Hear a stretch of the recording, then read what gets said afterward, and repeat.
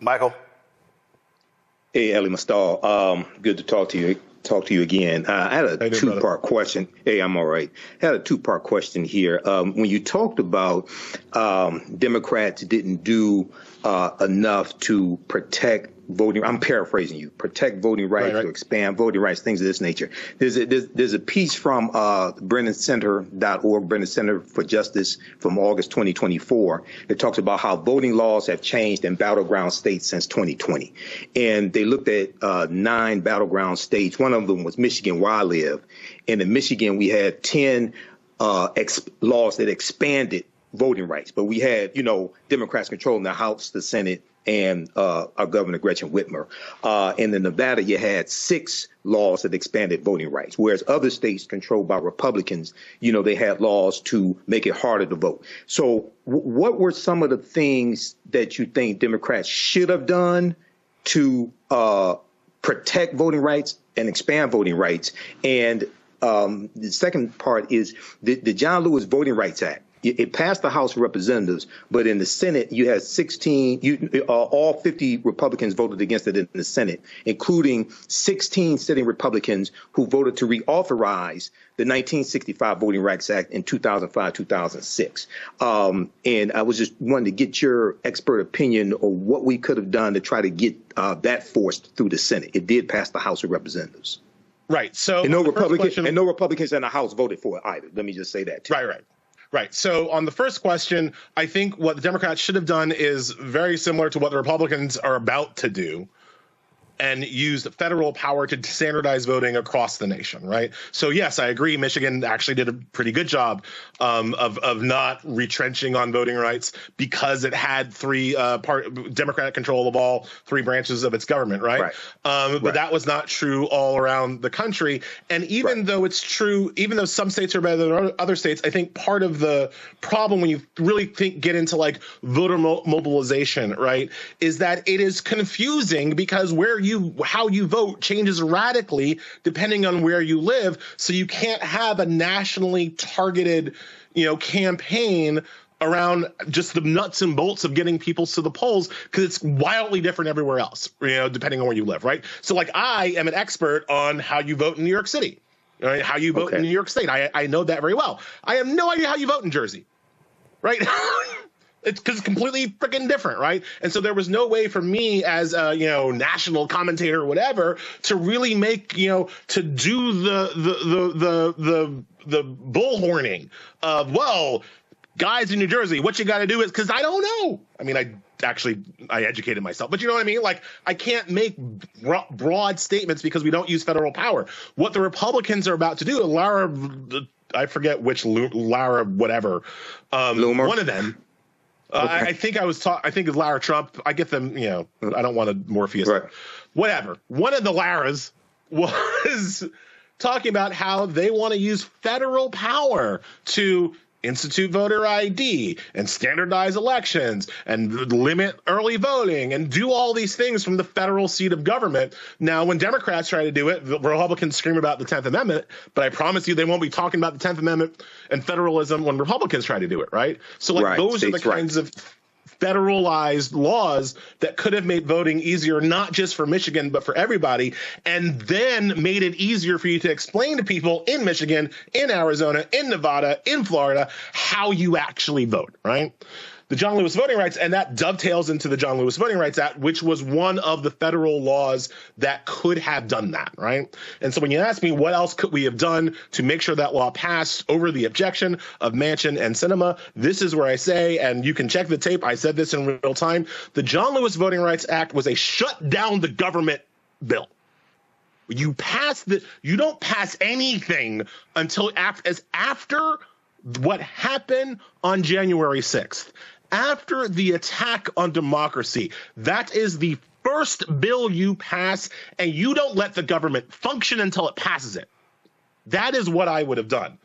I know Inflation Reduction Act, I know that we had other priorities. No, that was the first and only that should have been the first priority and only priority of the Biden administration, because you do not have a democracy without the franchise. You just don't, as we're seeing right now. And the political uplift to get the John Lewis Voting Rights Act done was in the aftermath of January 6th. You shut down the government. You don't let anything else come across the floor until they pass that. You attach that bill to every single budget that you dare to try to pass. You should be able to. Yes, you do exactly what Congressman Powell, Adam Clayton Powell, did when it was called the Powell Amendment. He attached it to every bill. But again, this is the difference between. This is what I keep saying. If you want to compare parties, Democrats are playing by a set of traditional, accepted rules. Republicans are playing a game where there are no rules. Right. And their whole deal is, we don't care. We will be as ruthless as we need to be because we are trying to, one, get power, use power to cement power. I was one of the people who publicly said that President-elect Joe Biden should have picked former Alabama Senator Doug Jones to be his attorney general. I thought he was going to be a hell of a lot more aggressive. Merrick Garland will go down as one of the worst attorney generals because of his abject failure to hold Donald Trump accountable. Yes.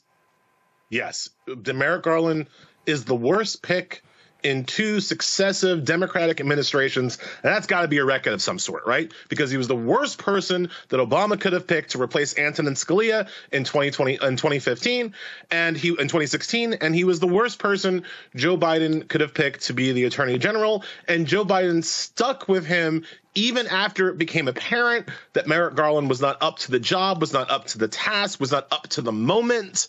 And Merrick Garland is one of the true villains of this cycle. Merrick Garland is one of the true bad guys that brought us Trump to Electric Boogaloo, right? Like that's just reality. But in response to some of the things I was hearing while I was in the waiting room, the question of whether or not Trump is above the law, he is.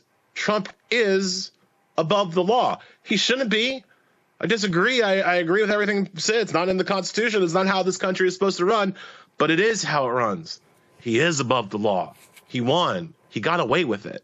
And at some point, I almost need people to see it, right? I almost need them to understand what this country is, understand the depravity of this country, understand the privilege white people enjoy. Because I think as I, pour through the election results like all of y'all, I think one of the kind of macro lessons that I'm getting is that people really don't get it. People really don't get people don't get what they've done. People don't get what's about to happen. People are in denial. People are in kind of Pollyanna land. Nah, bro. The president, Trump, is above nobody else, but Trump can do whatever he wants, and he will do whatever he wants. And there ain't no law coming to save us. There ain't no attorney general. There ain't no guardrails coming to constrain him. The only thing that stops him is organized, desperate resistance. I don't mean wearing a pink pussy hat, right? The time for that is over. I don't mean hashtag not my president. I don't mean that crap. I mean the kind of resistance that our ancestors put down. That's what it's going to take to get this country back. And it ain't going to happen in 4 years. It ain't going to happen in 8 years. You're talking about, and I've been talking to my family about this, you're talking about planting seeds in a garden that we will not live to see bear fruit. All right? We're talking about needing a plan to take this country back in 2050, in 2060, because we are entering a time of consequences. And so, yeah, sentence him, don't sentence him.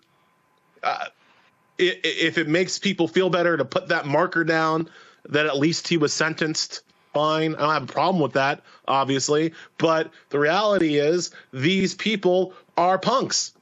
The people who were supposed to hold Trump accountable are punks. They're afraid of him. They're afraid of his movement. They're afraid of his people. And so there are no guardrails. There are no restraints. There are no restrictions on what this man can do. He is an emperor in all but name. Oh, absolutely. And it is just unbelievable to watch these people cower and be cowards. To be flat out just cowards. Yeah. And he's going to stay, and he's just sitting there laughing. And his supporters, they literally don't care. They can talk all day about law and order. They don't give a damn about law and order when it applies to them. Only everybody else. Oh, follow the law. You must come in this country fairly. But hey, if you're still stolen documents, you're good. If you're sitting here and lie about your properties and the value, guess what? You're good. You can run a fake foundation. You're good. A fake university. It's all good. And then the Supreme Court goes, guess what? You've got immunity, so you can do whatever the hell you want as long as you cloak it in presidential action. You guys were talking about how he's going to pardon the January 6th domestic terrorists, and that is true. And I just need people listening to understand what that means, because that's how people like us get killed. Straight up. Yep. Because by pardoning these people, what he is telling his own violent supporters, and if I want to be kind, I'll say that not all of his supporters are gun-toting violent idiots, but enough of them are.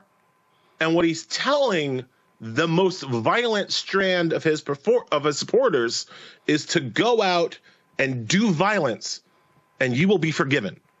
Go out and do violence against the people that I have told you to hate, and you will be forgiven. We already know they think that. We already know that when there's a mass shooter at a Hispanic nightclub or a black church, when the cops come, the mass shooter expects to be embraced by the police. We have documentary evidence of mass shooters expecting the police are on their side, and that was before this election. What are they gonna think now? Speaking of the police, what are the police gonna think now? Of the thousands and thousands and thousands of law enforcement officers who voted for Donald Trump, sure, who voted for a convicted felon over a prosecutor, of the law enforcement people who were able to vote for a felon instead of a prosecutor, sure, some of them might have been concerned about inflation, but some of them weren't. Some of them, I'm sorry, were not motivated by economic anxiety. Some of them voted for the felon over the prosecutor because some of them want to crack black skulls. And what Trump has said is that he wants to give the cops the kind of absolute immunity that he himself was given by the Supreme Court. So what does that mean for us? Because it turns out, folks, I don't get to know what the cop was motivated by, what the Trump voting cop was motivated by when I drive past him in my car. I don't get to know whether I'm being, the patrolmen in my community, I don't get to know if they were inspired by economic anxiety or something else. And these are the people who will feel particularly empowered to do violence against us. And so while everybody else is kind of still in the not everybody else, but while most of the kind of Democratic poobahs and talking heads are busy doing the what are the lessons from the election? And who are we going to run in 2028? Is it going to be Gavin Newsom? I don't know, bro. While they're having that discussion, I'm having discussions with my family and my kids about whether or not we're even safe to stay here. I'm having discussions with my family and my colleagues about whether or not I can even continue to do what I do in a safe environment. given the not just the obvious state-sponsored paramilitary forces that are now trained on us, on our community, but from the threats of any violent MAGA asshole with a gun who feels empowered by this violent president. That's the story of this election that we're still trying to work through. I'm not even worried about 2028. I'm trying to make it to 2028. So Elie, you talked about how there's this rightward shift, and let's talk about that because when people look at the 2020 election, I kept telling folks you can't look at 2020 the same way you look at 2016 and any other election because it was a COVID election. Rules were changed, and guess what? 2020 actually showed what democracy should look like. How you make it easier for folks to vote. Well, Republicans got pissed off, rolled a lot of that stuff back, and we saw this election being a contraction election. How they attacked ballot drop boxes, how they attacked early voting, all the rules they put in place. And so, again, Republicans admit it. They win when fewer folks vote. They admit they lose when more people vote. All the voter suppression techniques work. And here's one of my kind of 2024 takeaways that people aren't ready for yet, at least based on what I'm hearing from the poobahs.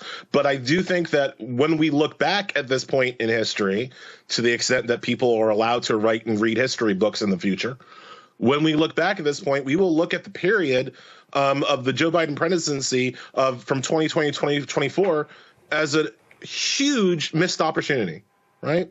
That the when given power, albeit briefly, when Biden had control of the White House, the Senate, and the House, for that brief moment, even having to deal with the traitors that are Joe Manchin and Kristen Sinema, what we will understand is that Joe Biden and the Democrats, and again, I blame Manchin and Sinema as much as I blame anybody, simply failed to do the things necessary to protect democracy from the kind of authoritarian takeover that we are now going to have to live through, right? And yes, that to me starts with Merrick Garland, starts with law enforcement and Merrick Garland's inability and unwillingness to hold Trump. And we're just, I hate to get distracted, but we're so focused on Merrick Garland's failure to hold Trump accountable. Let's not forget, there are a whole bunch of January 6th supporting politicians and Congress people that Merrick Garland also let off the hook, right? Marjorie Taylor Greene also won re-election on Tuesday, and she shouldn't have been allowed to run either. But anyway, in addition to Merrick Garland and his abject failure as a professional person, we will see that the Democrats did nothing to secure the voting rights that allow Democrats to be elected in the first place. They did nothing to restore the Voting Rights Act to its pre-John Roberts glory. They did nothing to stop the states from changing the voting rules, decreasing the times for early voting, making it harder to mail in your ballots, contracting the number of polling places, increasing the lines and the hurdles that people face in order to go vote. They did nothing to stop that at the state level. They did nothing to stop the Republican takeover of state boards of elections. This election wasn't stolen in the sense that there absolutely was not some kind of precinct level I'm going to take the votes and stuff it in my ear. No, that's not how this election went on. This election was free and fair based on the rules. The rules themselves were broken, and the Republicans broke them, and Democrats did nothing to fix them. And that is also why they lost. I don't blame Kamala Harris for not being able to inspire an extra 20 million people to crawl over broken glass to vote for her. I blame Democrats for allowing Republicans to break the glass and put it in their way, frankly. And that is also the story of our times. It is a Democratic Party that has lost basic self-preservation instincts. Remember, we were sitting here in 2020 after, in the transition period. What were we talking about? To deal with the Senate, right? We weren't talking about like, oh, how are we going to get Manchin to? We didn't even know Kristen Sinema was going to go full, Karen. But we weren't talking about Joe Manchin. We were talking about adding Puerto Rico as a state. We were talking about adding DC as a state. Where the hell did those bills go? Notice how that, you don't think that would have helped to have 10 extra electoral votes and 4 extra senators just now? Yeah, you don't think that might have helped somebody? But no, Democrats didn't do that. No, we didn't have the time to do that. No, we didn't have the focus to do that. And so we are where we are. Like, Roland, you know this because you've seen me offline. I got people asking me in the past week, what are we going to do about the courts, Elie? What are we going to do about the justice system, Elie? And my response, and it's not a flip response, but it is an angry response. My response is, well, what you could do is go back 4 years and listen to me then. Because 4 years ago was our chance to stop this. 3 years ago was our chance to stop this. Now it is what it is. Questions for Elie from our panel. Kelly, you first.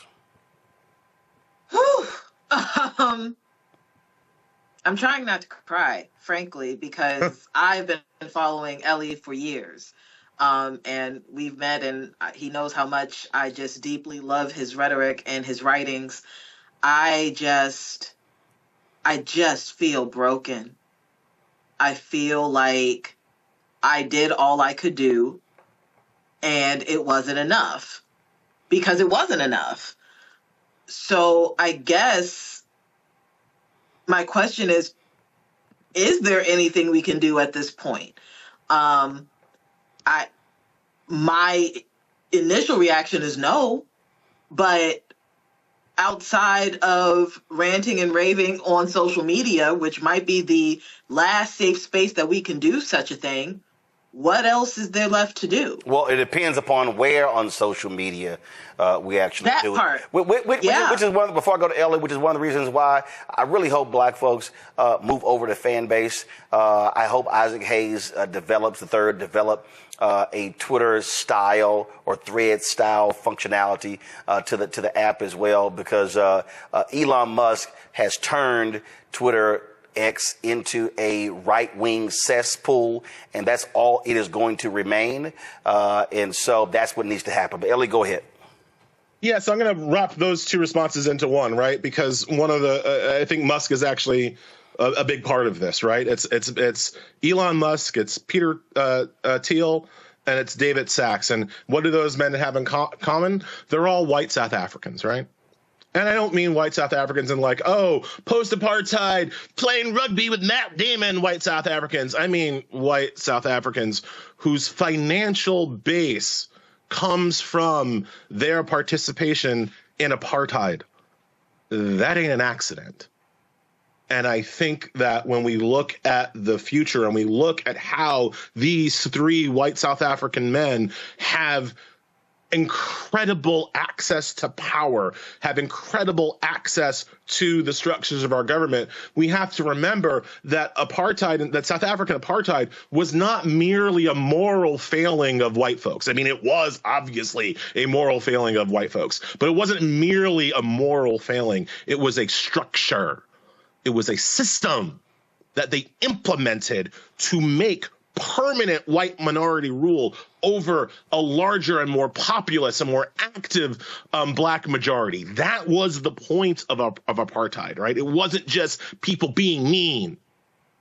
And that is the kind of structure they're going to try to put on us here. That is the yoke that they have fashioned for us here. And so, to Kelly's question, like, is there enough, right? Is there enough to be done? There is, but that's what we have to understand what we're fighting against now, right? Because the fight is different now, right? The fight 2 weeks ago was where I want better democratic self-government and a justice system that works for everybody. And no, we're not. That's that. We lost that fight, right? Now comes the fight to maintain our humanity and dignity in the face of oppression. That is the only fight now. Is there enough effort? Is there enough soul? Is there enough passion in our community to do it? Hell yeah, there are. Because this will not be the first time that these people have tried to take away our dignity and our humanity. And the history has shown they have lost every time.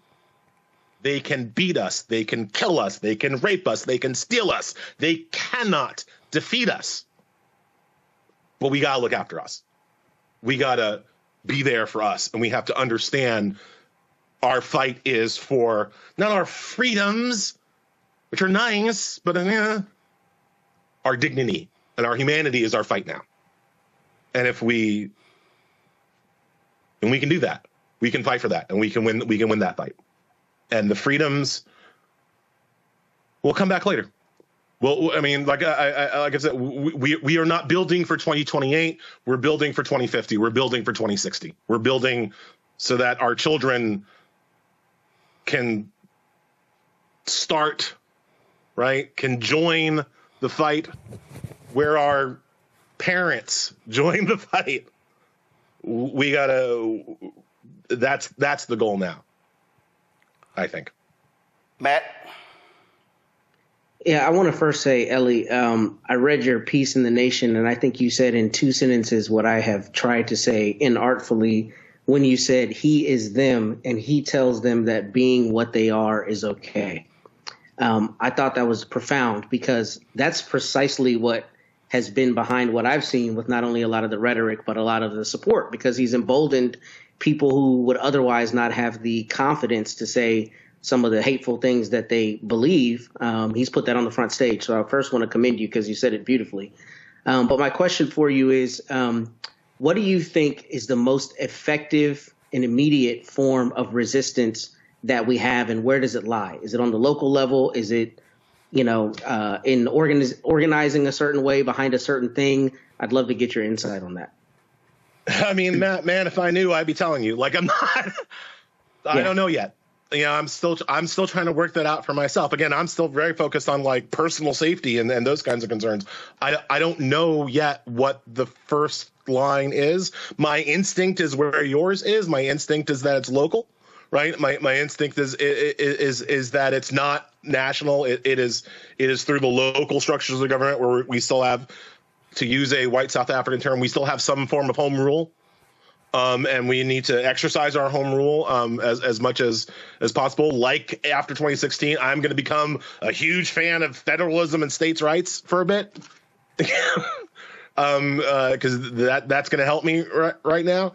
But I do think that even more so than those concerns, it is about the first line of defense is within our own communities and protecting each other and building each other back up, right?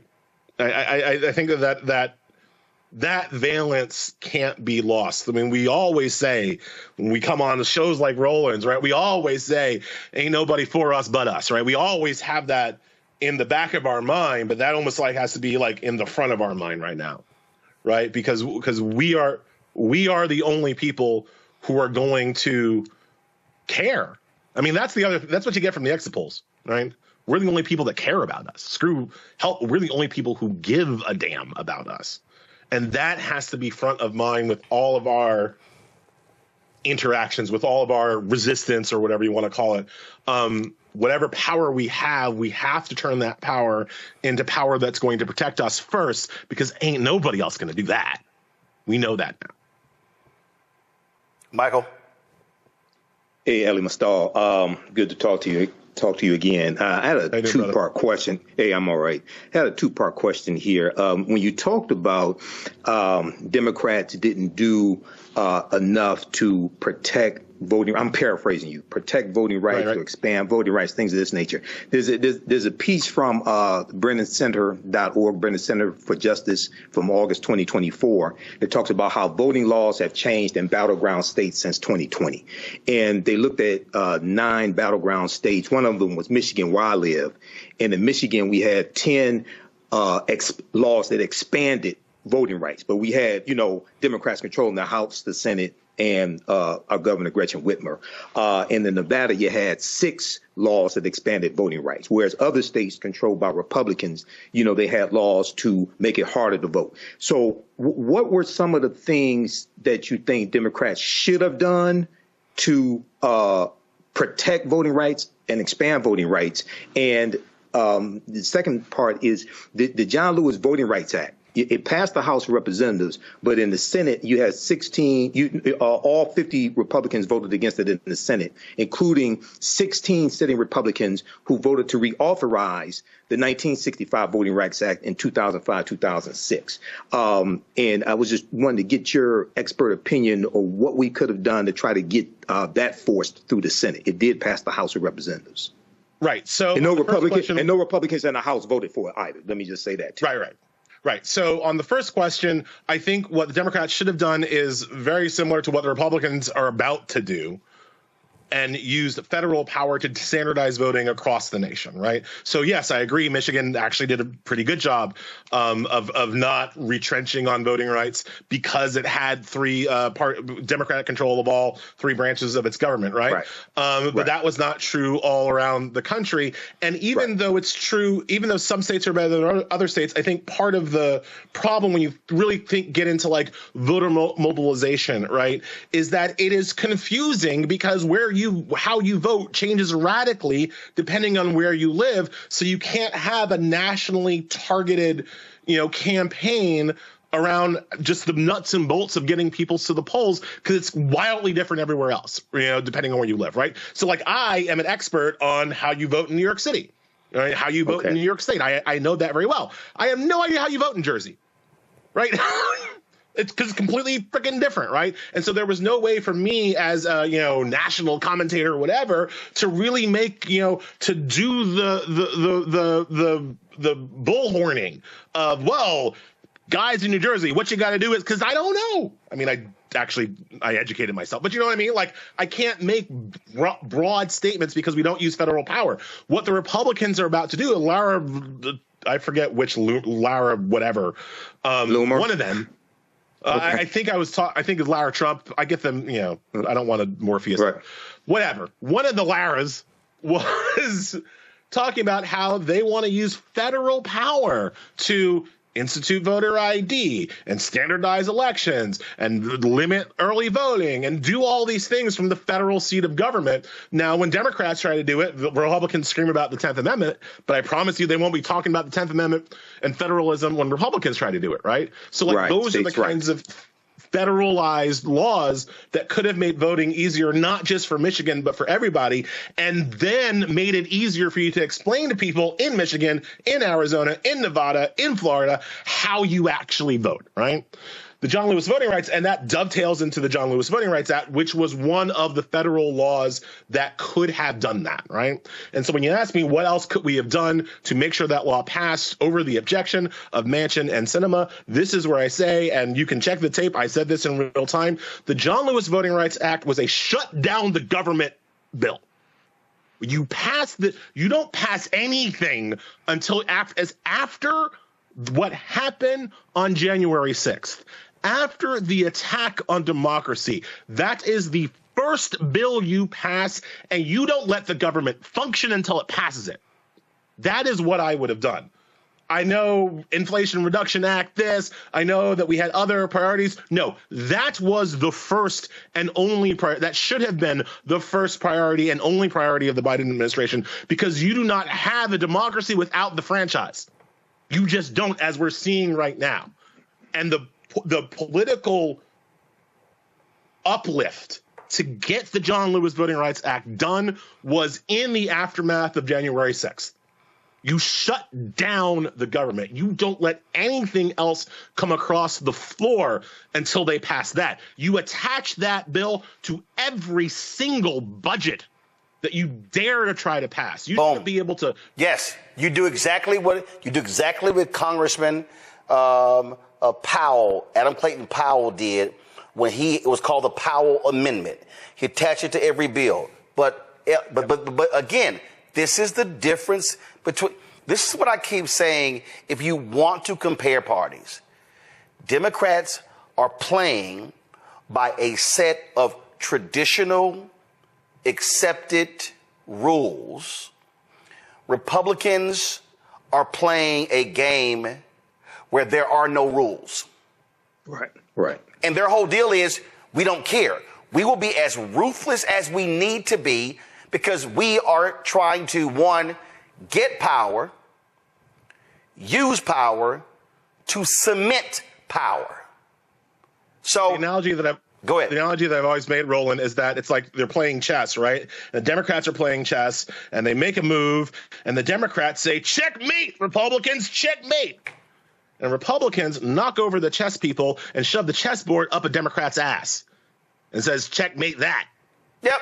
And Democrats are like, technically you lost. And the Republicans are like, don't care. You have a chessboard up your ass now. Yeah. I mean, and so people need, no, but he's right. I mean, look, we can sit here and laugh about it, but he's right. I mean, and that is when you get power, you exercise power. You use power. Yep. I mean, it's just simple as that. I mean, I don't care. Listen, folks, I've covered City Hall, county government, state, federal.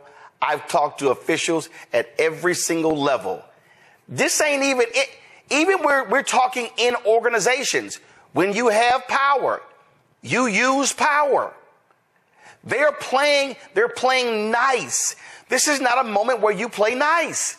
No, right. This is a moment where you have to understand that the actions today have generational impact. And so when Elie says you go to the mat, yes, you go to the mat.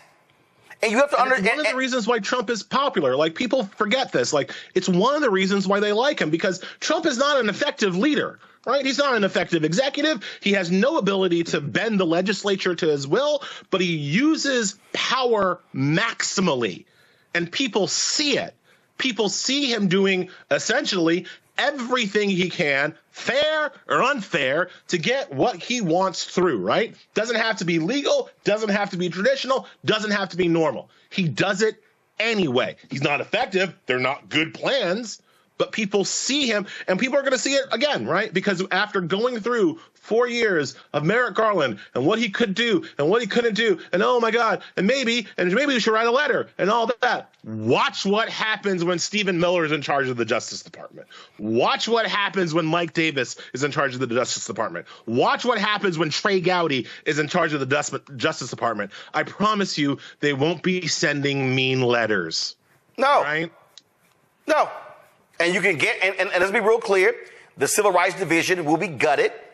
You will have no patterns and practices investigations of police departments. Roland, I hope it's gutted. I hope it's good. The best case scenario,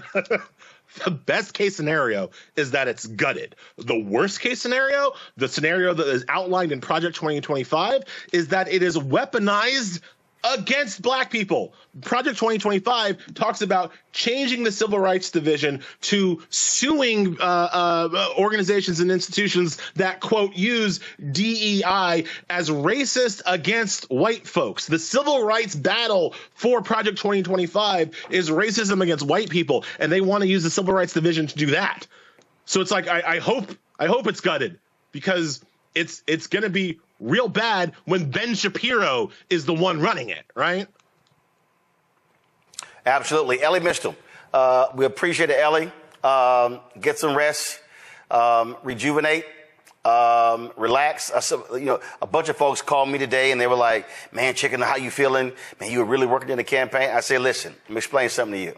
I said, first of all, I'm fine. They said, well, what are you focused on? I said, I'm focused on losing 20 pounds from the campaign. I said, because you couldn't work out, you couldn't eat, you were going so hard. So I said, that's the first thing. I said, getting at least 7 hours of sleep. I said, but let's be real clear. I said, I will be part of the resistance. I very much understand what's coming down, and don't think for a second that I'm walking off the battlefield, because that ain't happening. It ain't happening. Elie, we appreciate it. Thanks a lot. Thanks a lot, Roland. Thanks a lot, guys. Support the African History Network. Visit our website, AfricanHistoryNetwork.com. $, the AHN show through Cash App. When you scroll down the page, you can support us. This helps us keep doing the research, pay the bills, pay when I have to travel, because I'm in Washington, D.C. right now. It was Roland Martin's live election night coverage last night. And we were on from 7:30 a.m., 7:30 p.m. to about 3 a.m. Wednesday morning. $ the AHN show, SHOW. These other ones are fake African History Network Cash App accounts I'm still trying to get shut down. If you learned anything today, if you like this type of information, you can support us, $5, $10, $15, $25, $100, whatever it is that supports us. Here's the QR code here. Here's the link for PayPal, and register for my new 12-week online history class. Starts up Saturday, November 9th, 2024, 4 p.m. Eastern Standard Time. Ancient Kemet, one of the original names for Egypt, the Moors, and the Ma'afa, understanding the transatlantic slave trade. We deal with thousands of years of history and what leads up to the transatlantic slave trade taking place. And you can download the lesson plan right here. I do a PowerPoint presentation. We have book references, articles, video clips, over 200 slides, 800 to 100 articles we reference. I'll show you everything on the screen, even the excerpts of books, so you don't have to buy any of these books to follow along in class, but you can if you want to. And we have show you extras with interviews I've done from historians like Professor Janie Small, Professor Kabahai Waka Kamene, Tony Browder, Runoko Rashidi, and more. All right, remember, right now is correct wrong behavior. It's not over till we win. Wakanda forever. And we'll talk to you next time. Peace. Thanks for tuning in.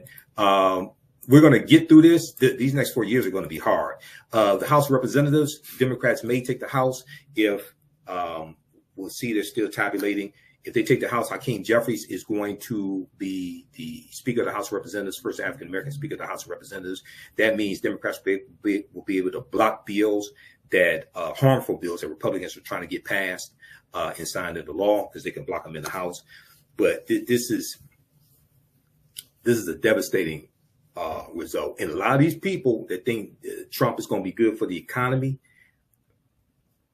he's going to tank the economy. He's going to tank the economy because he didn't build a good economy the last time. Right now,